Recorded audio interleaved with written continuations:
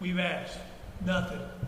You won't believe me? Go ask Judge Mitchell, your county judge, who has more authority than me. Nothing. Nothing from anybody. We've asked. Nothing from the governor's office, nothing from the DPS, nothing from the Texas Rangers, nothing from the DA, nothing. Every time they release something, we have to go out and see what we can find on our own and refute it or tell them it's not the facts like it is. Believe me, I'm just as frustrated as you are. And whether people want to believe that or not, that's your prerogative. But do you think I like sitting up here knowing that 19 children and 2 teachers died while I was your mayor? You think I enjoy that? And I will never feel the pain that these families have felt. Never. I have pain, but I'll never be able to comprehend what they've felt. Ever. I can say I understood that there was consensus with the families, and I'd like to ask Stephen, would you mind telling us what you heard, or Jennifer, on the cleanup down there? Would you mind telling us? I have no idea. Okay.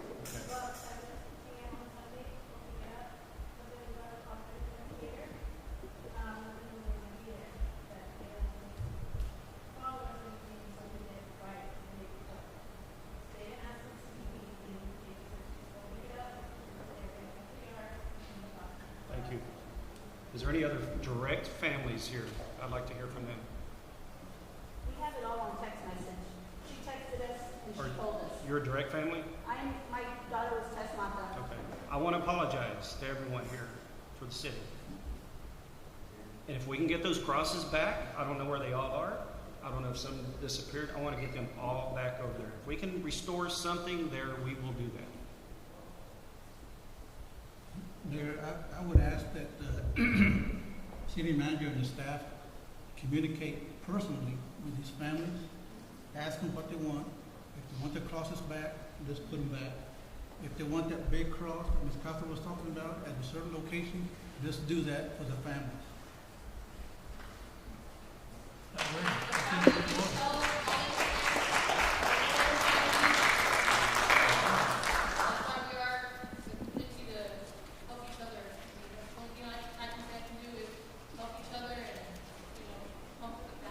Let's work together on this. Yes.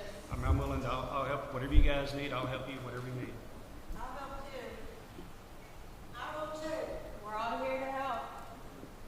We're a family. Absolutely. Absolutely. Please. And I do apologize again. I'm sorry. You said, I apologize. I didn't know it went down this way, so I apologize.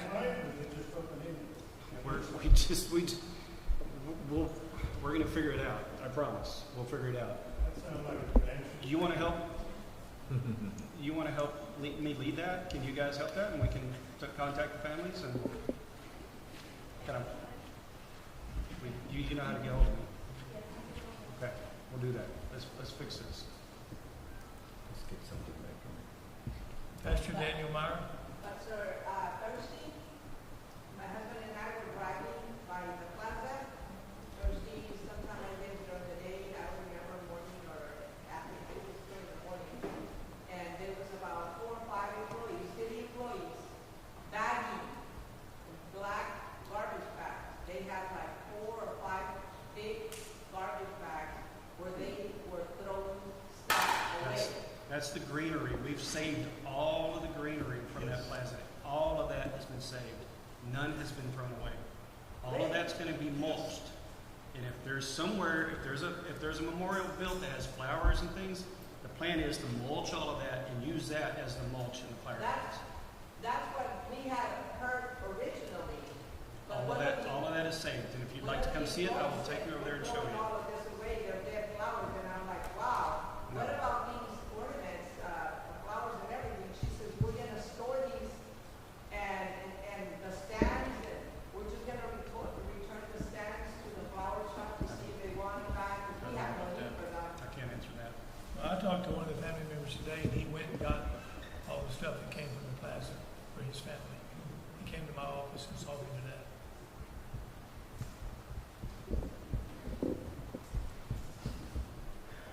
Pastor Daniel Meyer.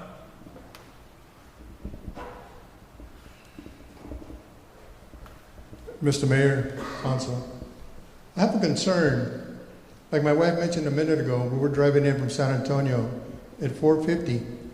But all of a sudden we hear skid marks, a crash, a truck barreling around the corner. I live at the corner of Claudia and Zaragoza, over there by PD. This guy was fleeing from the police. He just, like a madman, because he was trying to get away. And behind him were about 20, 30 patrol cars. My question is, what kind of protocol is there for something like that? If it wouldn't have been so hot, I'm sure there would have been kids out there playing. There's got to be some kind of protocol for something like that. Because, I mean, that idiot is running away from the PD. And then you got all these DPS officers that McCraw never talks about, that they're so good on their job. You got all these DPS officers coming by. What if there would have been kids out there? I agree. We have a no pursuit policy for the police department in city limits. The police department was not in that pursuit. Don't block off intersections. They'll block off intersections. Well, they didn't do it there. They didn't do it there. I mean, they were beelining like crazy, just running that stop sign like it wasn't even there. They don't schedule a high-speed chases for us. So Yeah, but the first one that got there to the intersection should have stopped and let the other ones follow him. That's what they should have did. If there would have been kids out there, if it wouldn't have been so hot, there would have been kids out there. we'll talk to the DPS on that. That's crazy. I mean, something's got to be done. Second, the last time that we was here, the meeting that we had, some Uvalde PD officers were out here, encountered two of them outside the door. And I asked them, how come you guys didn't do anything at the school? Tell me something. Why didn't you guys do anything? He told me, out of his mouth, he said, if I say anything, I'll go to jail. I told him, well, go to jail then. But speak up. Say something. Speak up and say something. These people deserve it. Excuse me, I'm a preacher. I get kind of loud. He told me, if I say anything, I go to jail. We'll go to jail. But speak up. I don't know what the cover is, Mr. Mayor. I don't know. I told you the last time that we were here, you need to quit being so nice and speak up and step on some toes. I've been trying. You need a bigger foot then, brother, because it's not happening. They're running all over you. But something needs to happen. Something needs to happen. Well, I mean, I've called congressman, I've called the governor. I don't know who else you can call. I don't know who else you can ask. I asked the President of the United States when he was here. So who else can you ask? he's too old anyway. I'm just telling you, I mean, I agree. This has been the most unprofessional handled investigation that I've ever seen in my life. Ever. What are we going to do, people? We can't How long count are on we going to nobody. be in the blank like this? How long? Somebody's got to give some answers. Somebody's got to give some answers. Well, look, I have worked the last 2 days to set up for the legislature to come and visit with these families and give them their report. I think that's the most concise, truthful information they'll get out of this whole thing at this point in the investigation. And we were trying to do that in a setting where the families would get this report, they would be able to come back and talk to the legislators that interviewed all these people and ask them questions, and then they were going to show them the video. But the video part went to hell today because it got released by a station in Austin. But this other deal is still going to go place on Sunday, and the families will still get this report from the legislature, and they will get it, and they will be able to ask questions and talk to them. And then the legislature is going to come and release that report to the public that afternoon, 2 hours after they meet with the family. Something's got to happen, Mr. Mayor. Thank you. Yes, sir. Thank you. Mr. Garza. Thank you, Council. Thank you. Reverend, thank you for those words. Yesterday at our Commissioners Court meeting, by the way, I'm Commissioner, County Commissioner, Precinct 4. Yesterday at our County Commissioners Court meeting, I placed an item on the agenda for a resolution, to pass a resolution, and it passed unanimously yesterday. This resolution is very specific.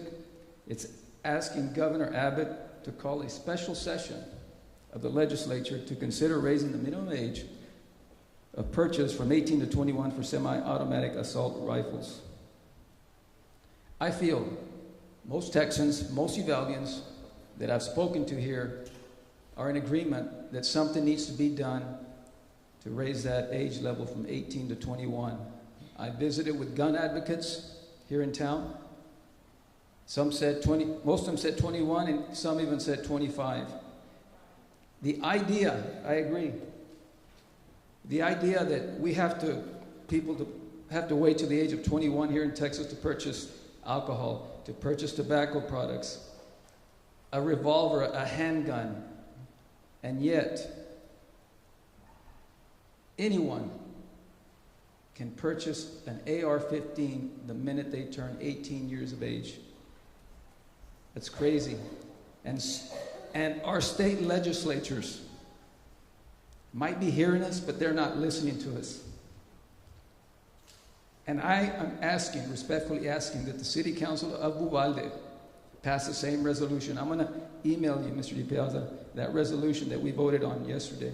I'm going to email it to you, and I hope that it gets placed in the agenda for your next City Council meeting. We need to tell Governor Abbott that we need help out here in Uvalde. I'll tell you right now. I need to finish, Don. I need to finish. I have the floor here. State Senator Roland Gutierrez, bless his heart, he is fighting tirelessly. He's been a strong advocate for us. He's the only state elected official that has stepped up to the plate. We haven't heard from our congressman, our state representative. The Lord bless him and bless his family. As elected officials, yes, we are elected officials, but we also are leaders in our community. We need to make every effort to assure and reassure the people of Uvalde, la gente de Uvalde, that we are making every effort to make things safe here for our schools, for our children, for our teachers. This movement, it's a movement, right? Yeah. It's a movement. This movement for accountability, for transparency, for honesty, for common sense legislation on gun control is picking up steam. It's not going away. We will not stop. I know I will not stop. I'm not going to be quiet, and I know we're not going to be quiet. No, we're not. Until our voices are heard, because obviously they're not listening to us in Austin. And I'm hoping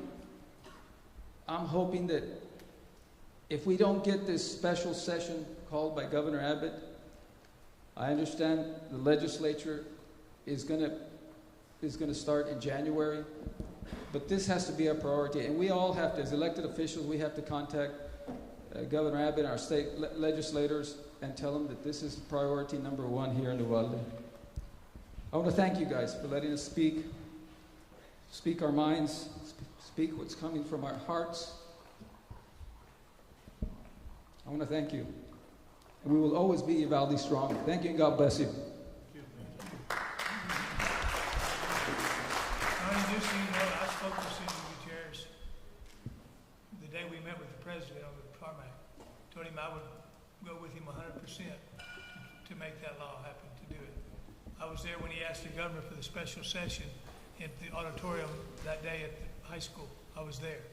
I've told the governor, I don't see why anybody would have a problem changing the law from 18 to 21. None whatsoever. I own guns. I don't have a problem with it. I got a 22-year-old son. You know what he told me? He said, change it to 21, make them take a test before they get an RI, or a class before they can get an AR. And that's coming from a young person. So I'm with you, 100%. But let's put that on the agenda. But I'm going to tell you now, I'm not going to be here at the 26th meeting, on the 26th. But I can tell you right now, my vote is a definite, hell yes, I agree with you. We need to have that deal. And I've been speaking, and I think there's plenty of reporters that can verify that I've said from day one that it needs to be changed from 18 to 21. People need to be held accountable. Ronnie, just get that yes. So, Ms. Carew?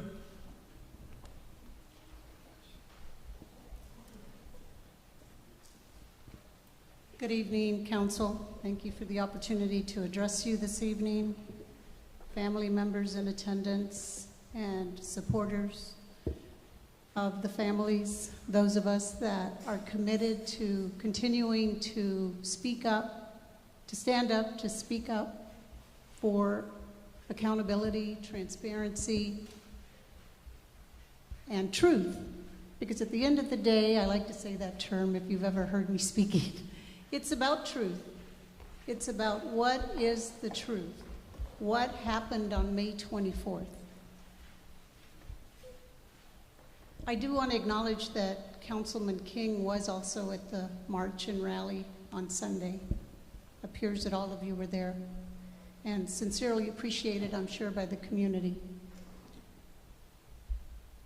I was there as well, and as I observed a lot of what transpired as people gathered at Robb Elementary and walked and arrived at the plaza and people spoke, one of the most powerful statements that was made that day by a father of one of the children that died, Amari, was that it's not about Republicans or Democrats. It's not about a political party.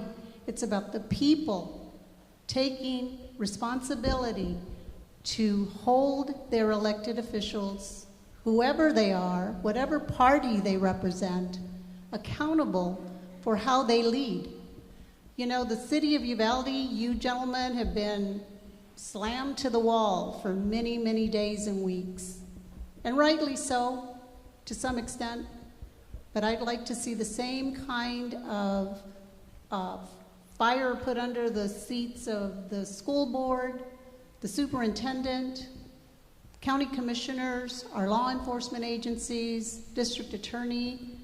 You know, we talk about don't forget their names, the names of the victims. We cannot forget the names of the people that were responsible for protecting the children and the teachers on May 24th.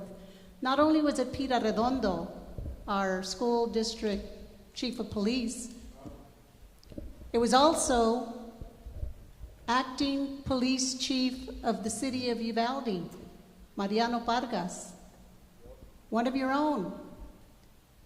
It was also Ruben Nolasco, Uvalde County Sheriff.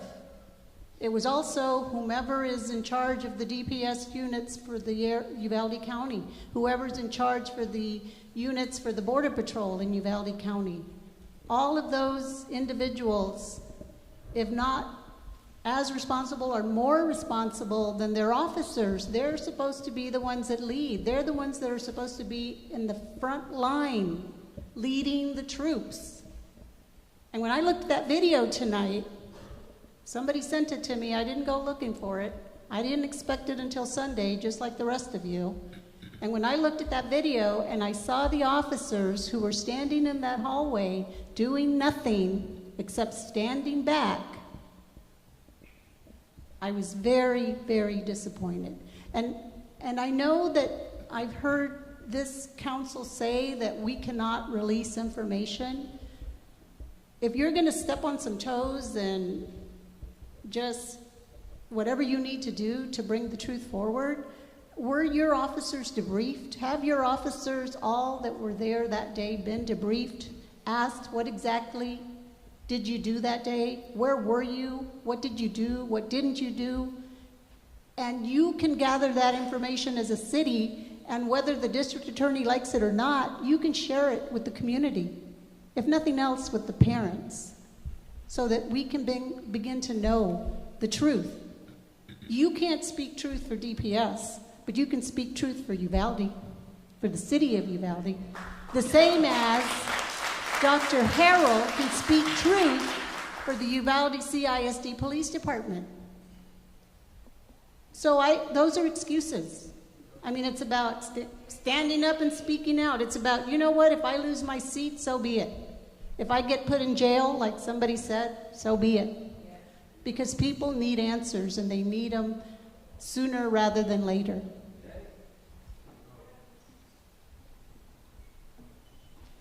Again, I just keep thinking, were your officers debriefed? Do you even know the truth? Does Chief Rodriguez know the truth? He wasn't here. He came back. But it's his department, it's his officers. Were they debriefed? Do you have that information? And at the end of the day, if the district attorney does call him forward to testify under penalty of law, they shouldn't be changing the story. The story should be whatever they tell him, should be what they tell a jury. And so I don't understand why that can't be done. You have the power as a city to ask your employees for answers. Thank you.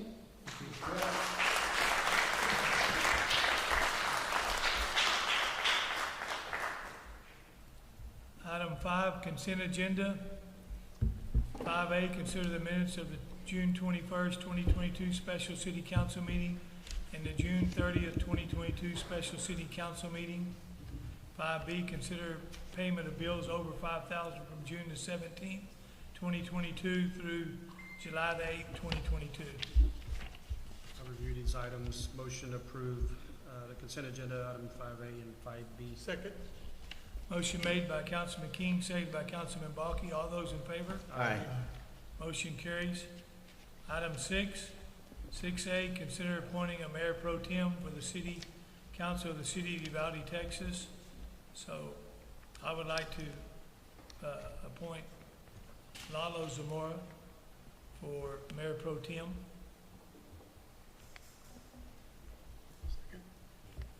Second. That's a motion. I'll second that. Motion made by me, seconded by Councilman Nuevano and Balky. All those in favor? Aye. Motion carries. 6B, consider accepting. That means if I'm not here, he takes over the meeting. No, I won't be here next meeting. Item 6B, consider accepting a letter of resignation from Councilman Pedro Pete Arredondo. I make a motion to accept. I second. letter. Second. Motion made by me, seconded by Councilman Zamora and King. All those in favor? Aye. Motion carries.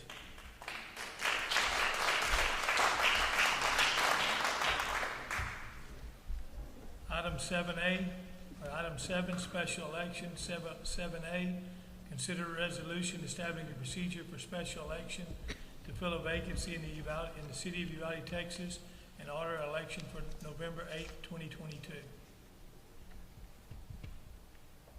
So do we need to do anything special other than these? Pass the resolution, and then we'll have an election to fill the vacant. I'll make a motion to pass 7A. Second. Seconded by, motion made by me, seconded by Councilman Balky. All those in favor? Aye. Motion carries. Item 8, public hearing and zoning matters. 8A, case file 2422 PZ. Consider request from the city of Uvalde applicant to amend Title 17 zoning of the Uvalde Code of Ordinances regarding definition of owner-occupied property and parking and use of recreational vehicles in residential zones. City of Uvalde, Texas. Staff comments. This is kind of a three-part ordinance change. It was turned down 4-3 by the zoning commission. They had some questions of things they wanted to discuss further, and so it probably will come back at a later date as separate ordinances rather than putting them all in one. There's a section that's definitions. There's a section regarding the use of an RV in an emergency circumstance where you could get a special use permit, and then there is a section about how RVs are to be parked in town. So I'm asking as staff that we table this because P&Z voted it down, but they wanted to look at it again, divided into parts. Motion to table, item 8A. A second. Motion made by Councilman King, seconded by Councilman Zamora. All those in favor? Aye. Motion carries. 8B, case file 2520-22 PZ. Consider request from Michael Anthony Trapp and Jennifer Potter. Applicants are requesting a special use permit to have an accessory dwelling in the back of the property. The address is 809 Sunrise Avenue, NCB 253, Sunrise Subdivision, Block 3, Lot 7, City of Uvalde, Uvalde County, Texas. Yeah. Thank you. Ms. Potter's father is having some health issues, and so they would like to build an accessory dwelling in the back of their property so that he can continue to have his independence but have some additional help from the family. This is one of the things that when we created accessory dwelling units, we were assuming that this is how it would be used. Ms. Potter was unable to be here tonight, but it is a staff recommendation that this be passed. It did pass unanimously with the PNC, but if you'll go ahead and open the public hearing. Okay. Item 8BB, we'll open the public hearing at 6:47.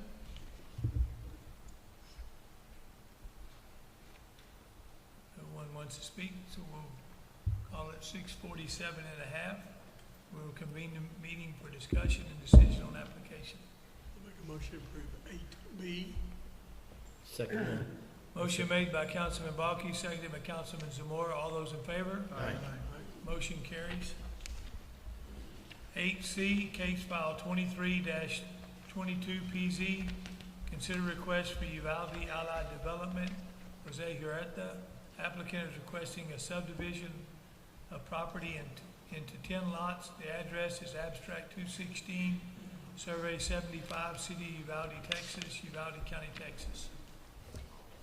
Mr. Huerta is developing these 10 lots off of Briar Crown.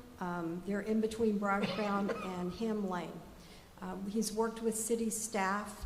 He's requested city water, and these are going to be, each lot is at least an acre, so they're going to be on septic, but they will be using city water. And we are working with him to put that water in place in such a way that we're going to be able to loop our system. So this is going to be an improvement to the water system in that area as well.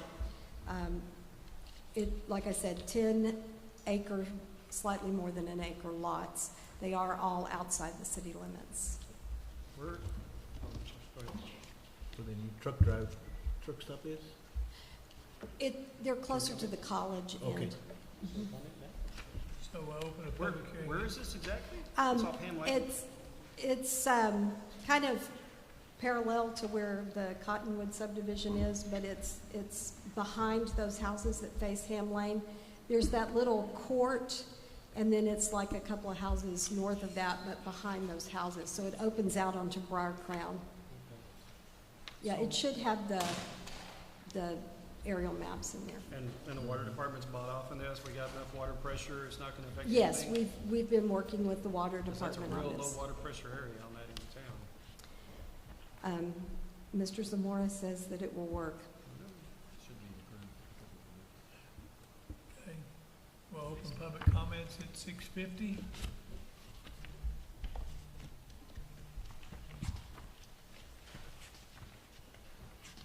Buddy, we'll close public comments and we'll call 6:50 and a half.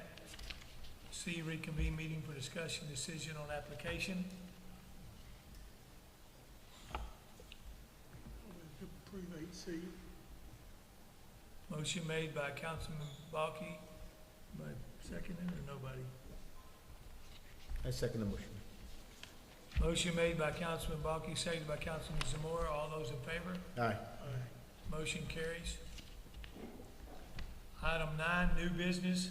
Consider request from Greg Roberts to remove trees from property located at 225 Mesquite Street. Evening, Council. Jared Salem, Summit Landscape and Design, representing Mr. Roberts. Requesting permission to remove one pecan tree from the property. The pecan is considerable rot in the structure and has become hazardous to the house and the patio. I'll make a motion to approve 9A. It's a pecan tree, right? Yes, sir. Motion made by me, seconded by Councilman King. All those in favor? Aye. Motion carries. Thank you, gentlemen.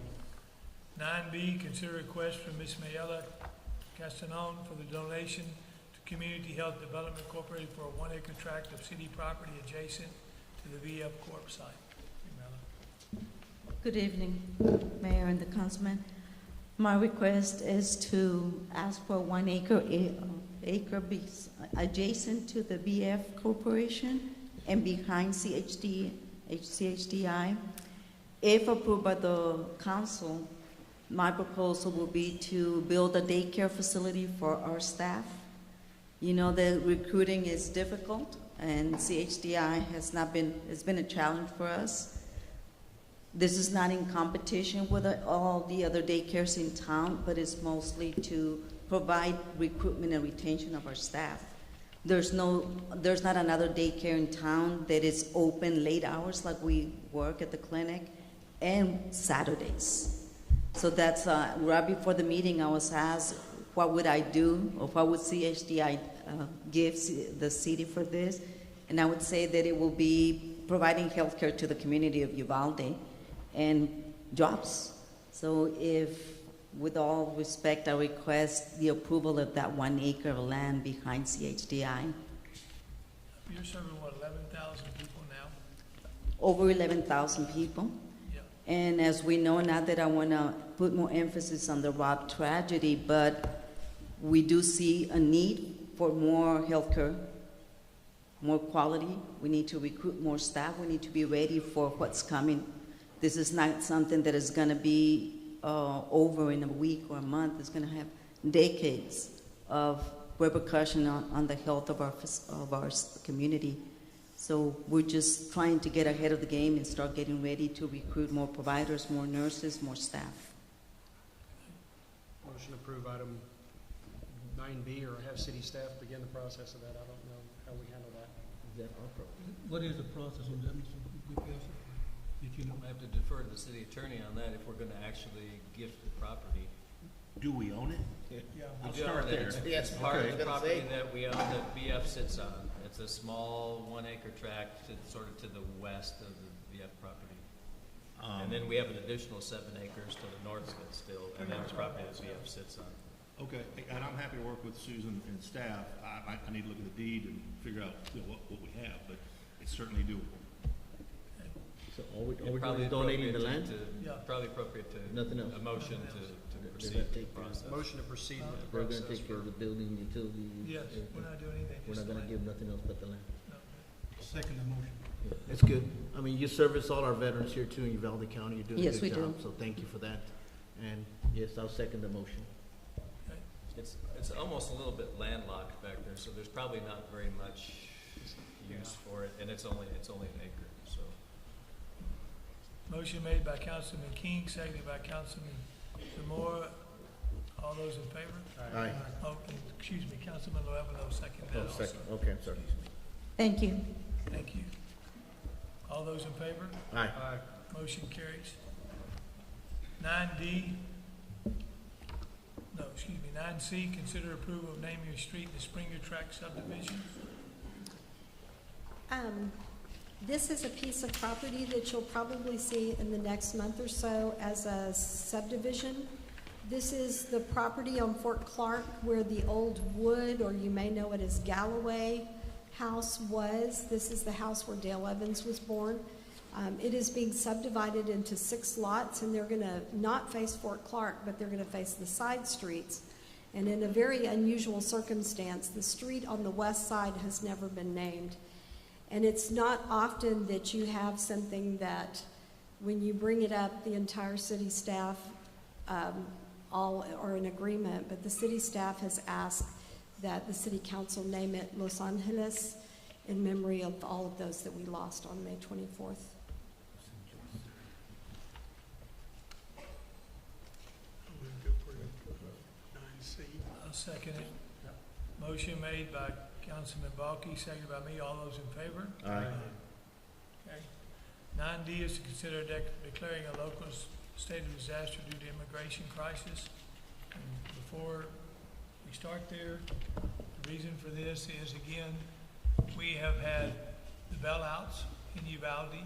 You're going to start school in less than a month, or a month. What, by declaring this, we can ask for more assets from the government, or the governor, or DPS, or whatever. But how traumatic is it going to be in a month from now we start back to school and you have your first bailout at a school, and it has to go on lockdown. How traumatic is that gonna be for the kids and the parents and the community? I can't promise that declaring this declaration will stop that, but maybe it'll give us more assets to fight it.